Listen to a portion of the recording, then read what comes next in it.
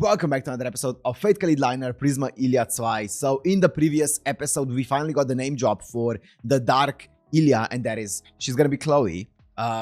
So she is also supposed to be the cousin of Illya. That's the story that we're going with. That's the cover-up story. And she's obviously attending Illya's, I'm guessing, yeah, she's transferring to Illya's school as well. So it's gonna be chaos. But at least I'm glad that she's no longer, you know, kind of ruining Illya's life by pretending to be Illya, you know? So that's good. That's good news. Apart from that, we also saw that Chloe, or Rin, actually engraved Chloe with like a kind of a contract to Illya, which basically makes it so that if anyone harms Illya, that harm is also gonna be felt by Chloe. But it doesn't work the other way around. It's a one-way street, which is really good considering that, well, Chloe was trying to kill Illya this entire time. So this basically makes it so that she can't kill Illya, or she's gonna kill herself as well. So yeah, that's, I feel like, a very necessary measure there. Good thinking. And they were talking about like contracts and stuff. Now the thing is, I was thinking, I don't know if I already mentioned this, because I don't know what I already mentioned on the episode and what I've been just thinking about off the episode, but I've been thinking about Chloe and what she could be and stuff like that. And these are all my theories right now that the show is going to answer in the future. But I wonder if, because there is obviously Kaleido, like second magic is involved, right? With Zeralech and stuff like that. So, and that magic is kind of like, has to do with like timelines and that time shenanigans. So I was thinking that maybe what happened in that moment, somehow the Kaleido second magic there spawned or summoned, or I guess, yeah, brought an Illya from a different timeline into this world, and then kind of like combined that Illya with the Archer card, with Emiya's heroic spirit, kind of like making a demi-servant, if you will, or maybe even a pseudo-servant. No, I feel like it would be more of a demi-servant than a pseudo-servant. Yeah, it would be more of a demi-servant for sure. Yeah, yeah, because it's not summoned into the body. Yeah, it would be kind of creating a demi-servant of different timeline Illya getting the heroic spirit Emiya inside of her. And now this is her. That's my guess. Now the question that I would have is, what happened with the mana? Well, I'm thinking as I'm talking about this, because I'm advancing my theories as I'm talking about it. What happened to the mana? Now, my initial thought was maybe that she's somehow sapping the output of Illya's mana. I think what's more so happening is, it's not that she's sapping the output of Illya's mana. I think it's more so she just basically made it so that she gets 2/3 of the capacity of Illya's mana, meanwhile leaving Illya with 1/3 of the capacity, right? I'm pretty sure. If that's the case, oh yeah, and that would make sense why she would need to always steal mana by getting, you know, by kissing people, by getting their bodily fluids. Is because she doesn't get any mana. It's just that she has a cap of 2/3 of Illya's capacity. I think that's the case, and then she would need to still gain mana, because also she would need to take care of the spirit within her, right? Because she does, or the heroic spirit, because she doesn't have a master.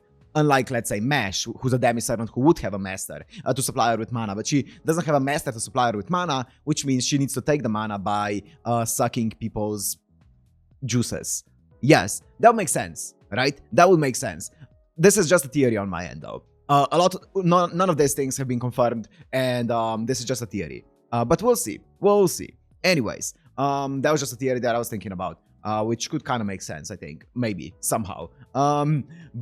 Yeah, apart from that, let's see where this episode is gonna go, what's gonna happen now that Chloe is in our lives, what's gonna be the premise. I guess there's only one way to find out. So, if you wanna watch this, Uncut and Unblurred, as always, on my Patreon down in the description, and let's go into Fate Kaleid Liner, Prisma Illya 2wei, episode 4.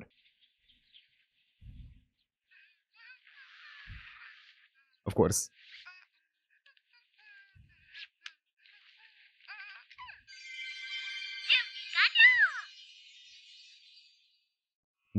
Okay, that's the way you want to go into it? She took us by storm? Uh-oh.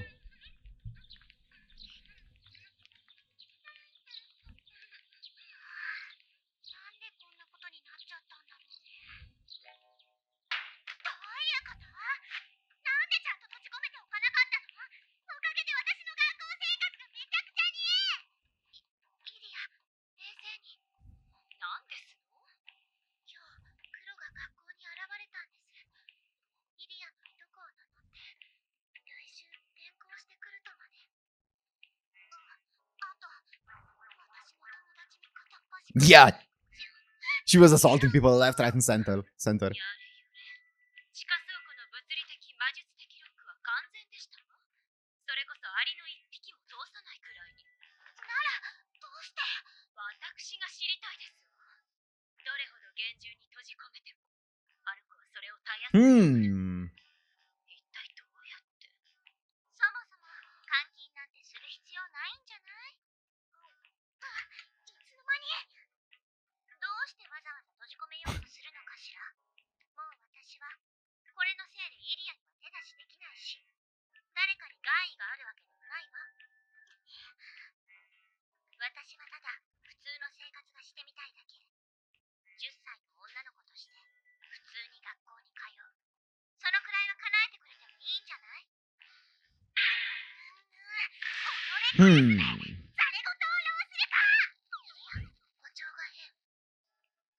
イリア is so... She's great.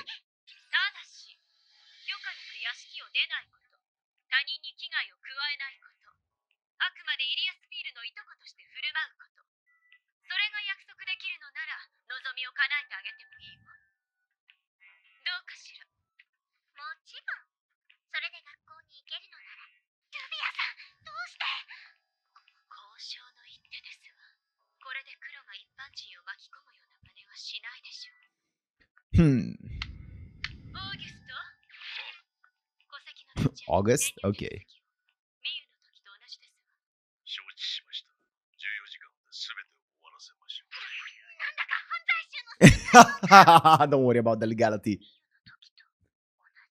Oh, she's picking up information.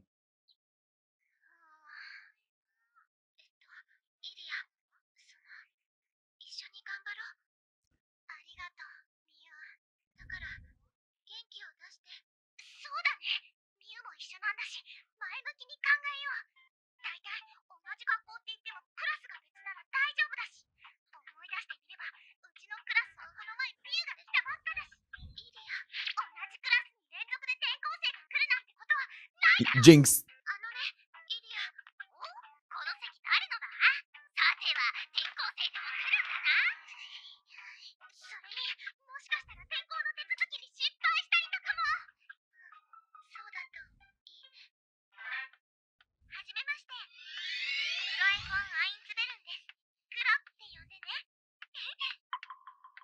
Yep, you jinxed it. Fujimura.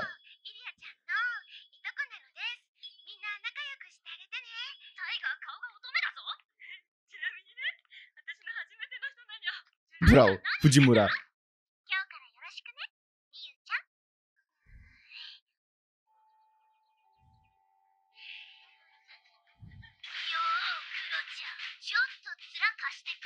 God, I love these girls.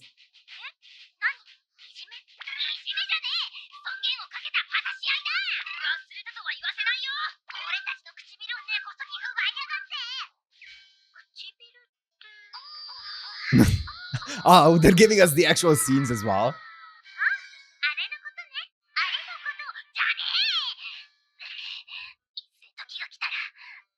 What? She's time.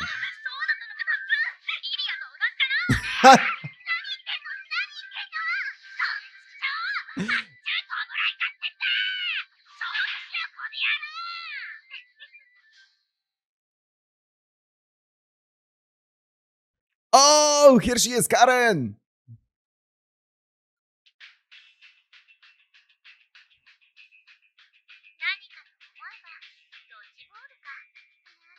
She definitely takes after the mom.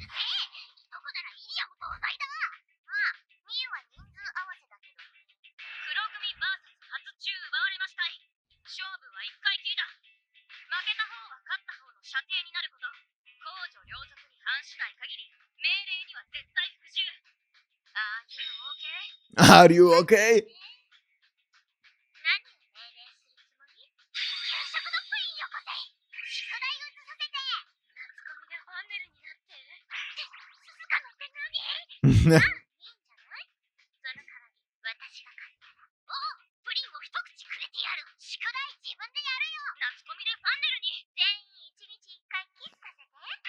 Do not agree to this.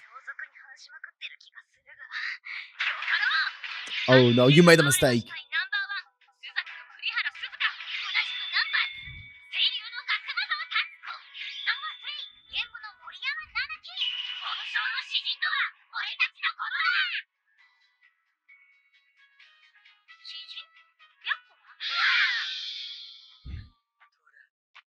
Here she is! It's the Jaguar. Tiger!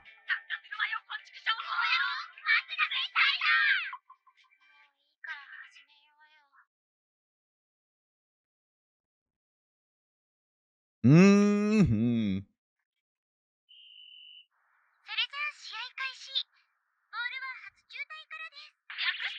Yes.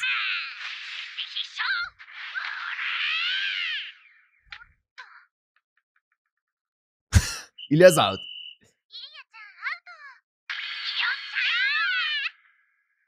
Nice sabotage. Yeah, yeah. Extremely fair.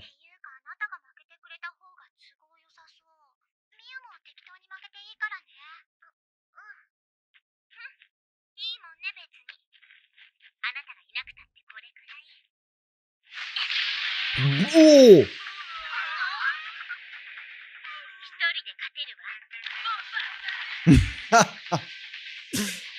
She is an archer. A single woman's face. The gore.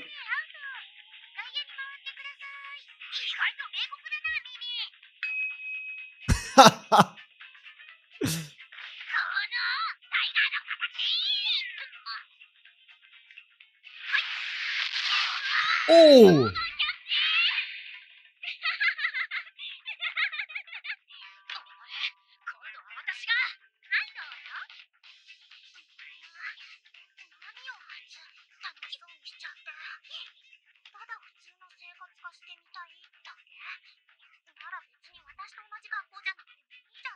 Yeah, I wanna know what she wants to do. She's gonna use Serpio? Yeah.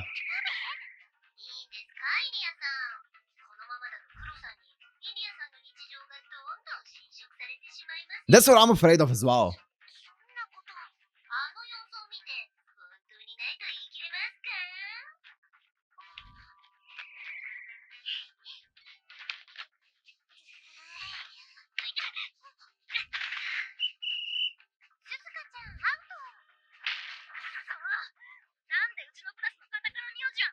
Foreign kids?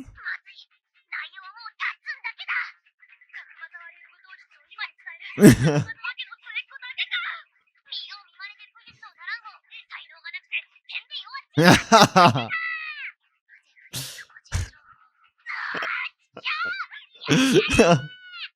guys are Satsun.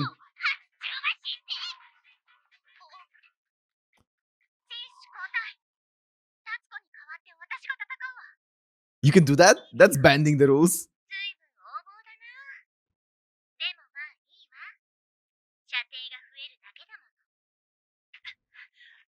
Is she gonna like add an explosion behind the ball to make it go faster?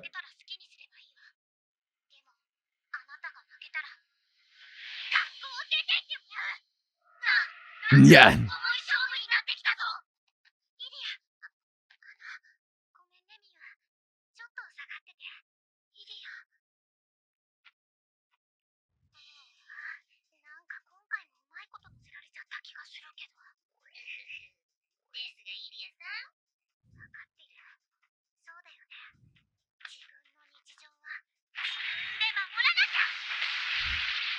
Trace on. Yes.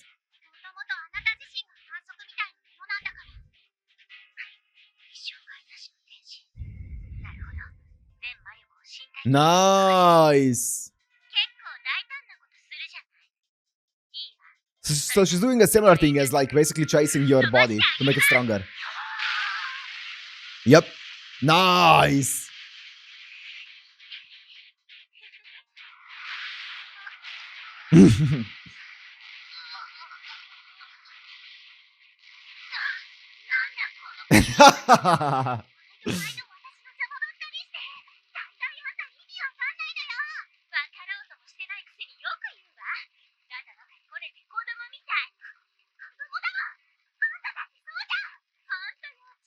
Yep, she's right.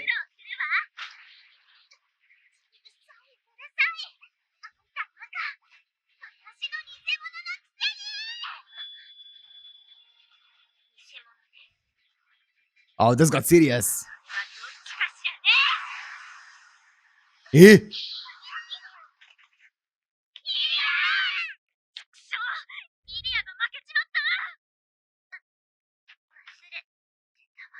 Ah! I forgot about it as well.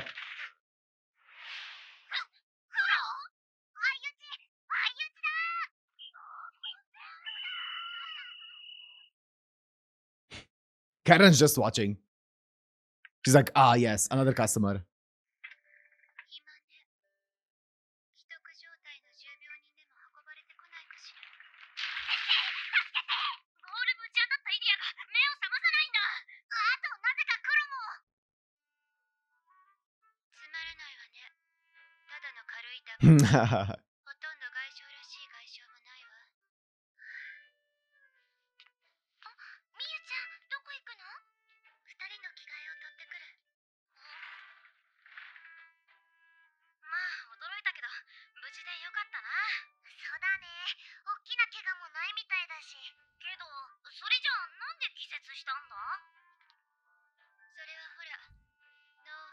Cerebral hemorrhage? Yeah?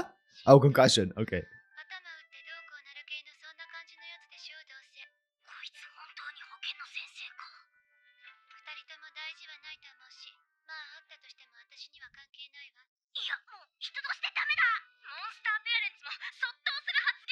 You just triggered every monster parent.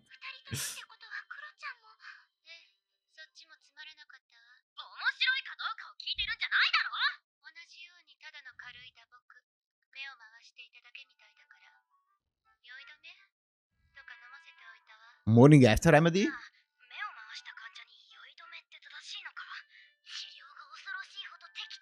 Bro, what do you mean? Bro, whoa, what do you mean by morning after remedy? Oh my god.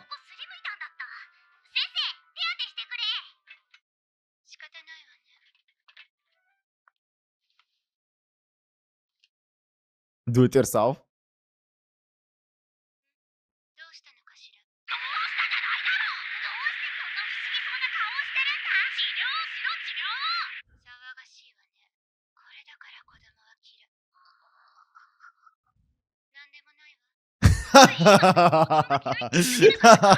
Working at elementary school. Also, yes, why do you work here?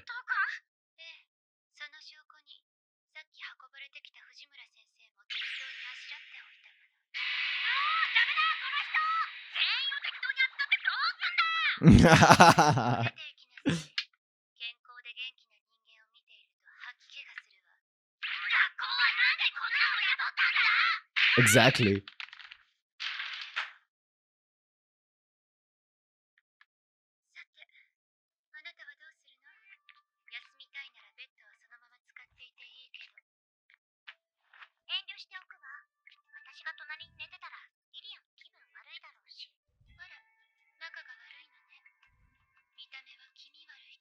Hmm.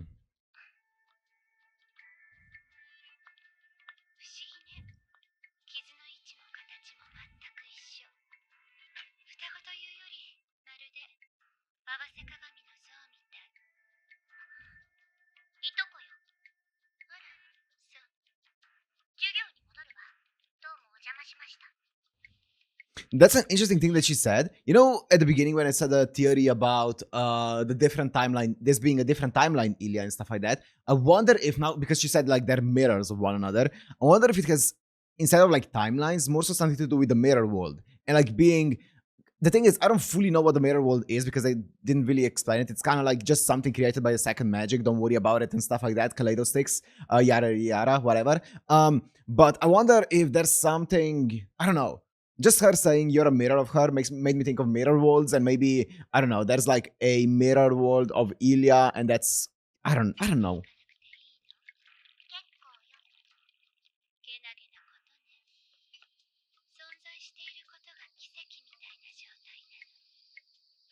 Oh. あなた、どこの人間？どこ？ここよ。小村原学園小等部の養護教員。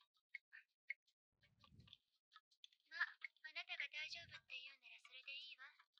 怪我や病気ならそれなりの処置はするけど、あり方については職務の専門外。あなたの自由は侵さないわ。あなたが私の自由を侵さない限りね。何か？いや、何でも。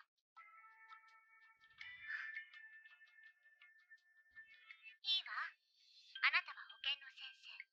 私はイリアのいとこ。ただそれだけ。そういうこと。それじゃ、お大事に。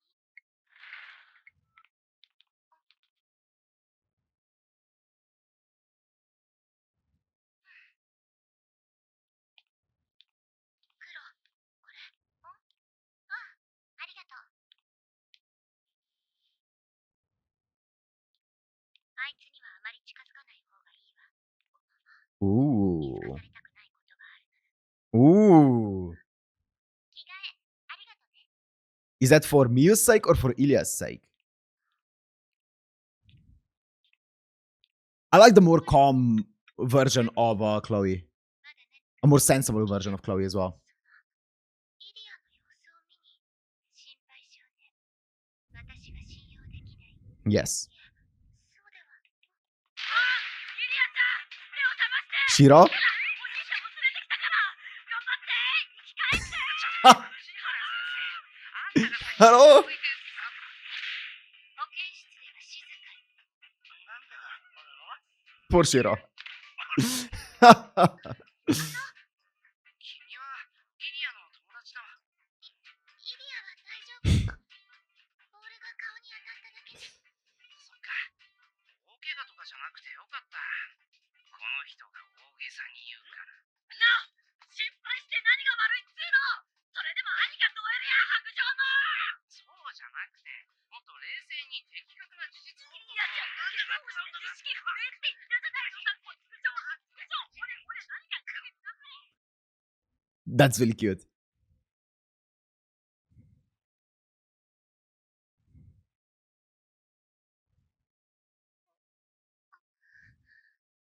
イリア、気がついたか。 Don't do it. Don't do it. 体育の授業中倒れたって聞いてさ、びっくりしたよ。そっか、私ドッジボールで。でも大したことないみたいだな。よかった。心配かけてごめん。まったく、顔は大事にしろよ。女の子なんだからさ。はーい。どうする？セラに電話して迎えに来てもらうか。いいってそんな過保護すぎ。大切な家族だからな。過保護なくらいでちょうどいいんじゃないか。それにしたって限度があるよ。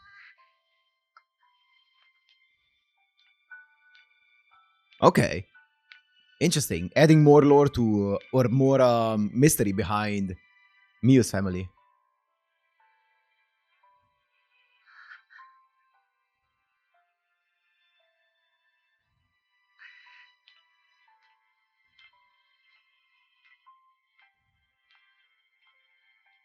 Okay, I'm liking Chloe a lot more now. Especially here in the last few minutes. When she's not actually like actively trying to ruin everyone's life. She's really cool. 無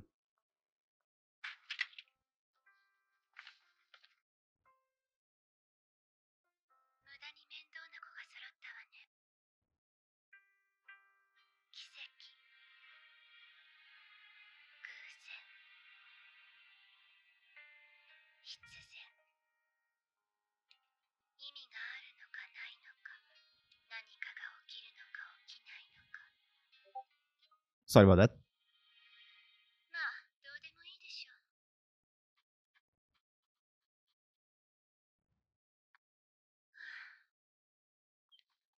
今ね、半死半生の患者でも運び込まれないかしら。 July 4th? Oh, that's tomorrow. We almost got caught up with the perfect timing. Okay, so okay.